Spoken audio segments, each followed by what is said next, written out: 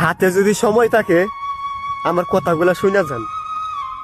একজন বাবা তার মায়েরে একটা টিয়া পাখি আইনা দিছে, দিয়া বলতেছে কি, মারে আজকে থেকে যদি এই পাখিটা যত্ন করস, দেখবি এই পাখিটা একদিন তোর লগে কথা কইব। তখন মাইয়া তো মেলা খুশি, পরে এই পাখিটার যত্ন করতে শুরু করলো।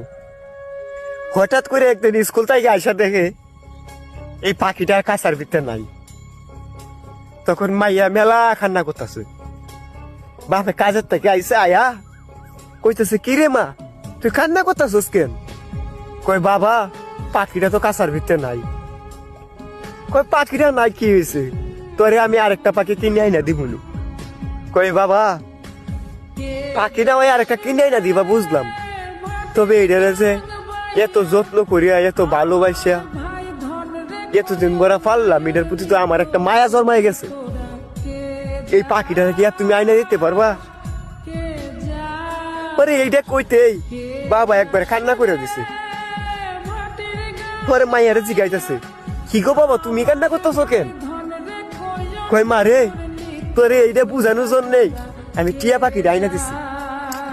পরে কইতেছে কি, কই আমি তো কিছুই বুঝলাম না। কই মা দেখ মাত্র 2-3 মাস এই পাখিটারে তুই যত্ন করছস, এই পাখিটার প্রতি তোর যত্ন ভালোবাসা মায়া জন্মাই গেছে, কিন্তু আমরা যে তোরে এই ছোট বেলাস থাকিয়া এতটা বড় করলাম, নিজে না খাইয়া তোরে খাওয়াইলাম, নিজে না পুড়িয়া তোরে পড়াইলাম। সমাজে অনেক মেয়েই আছে 2-3 মাসের ভালোবাসার কাছে পর পুরুষের লগে ভাগ্যা জায়গা, বাবা মার মনে কষ্ট দিয়া। তখন যে একটা বাবা মার কতটুকু কষ্ট এটা একমাত্র তারা বাবা মারাই জানে। তখন মায়ের বুঝতে বাকি রইল না, বাপ পেরে জড়ায় ধরিয়া হাও মাও করে কান্না করা শুরু করছে। তখন বাপে কইতেছে, মা আমি তোর এটা বুঝানোর জন্য টিয়া পাখি রাঞ্জে দিছি, তুই কষ্ট পাইস না মা, আর ভুলেও কোনোদিন দেখি আমরা মনে এইভাবে কষ্ট দিস না। তুই মাইয়া হয়ে জন্ম নিছস, তোরে চাইলেও আমি ঘরের ভিতরে রাখতে পারবো না, তুই চাইলেও আমার বাড়িতে থাকতে পারবি না, এটা বিধির লেখা, তোরে পর পুরুষের সাথে বিয়া দিতে হইব। তাই মা কোনোদিনও এই কামরা করিস না। সমাজে অধিকাংশ মেয়েই আছে এই 2-3 মাস একটা ছেড়ার সাথে কথা কইয়া বাবা মার মনে কষ্ট দিয়া ভাগ্যা জায়গা। তখন যে একটা বাবা মার কতটুকু কষ্ট হয়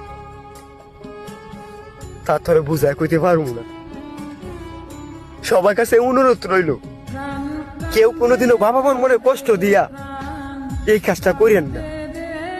আপনারা অনেক কষ্ট করে বড় করছে, আপনি একটা ছেলের লোকে ভাগ্যে গেলে গা তারা মান সম্মান বলতে কিছু থাকে না, ঘর থেকে বাইরেতে গেলে লজ্জা লাগে।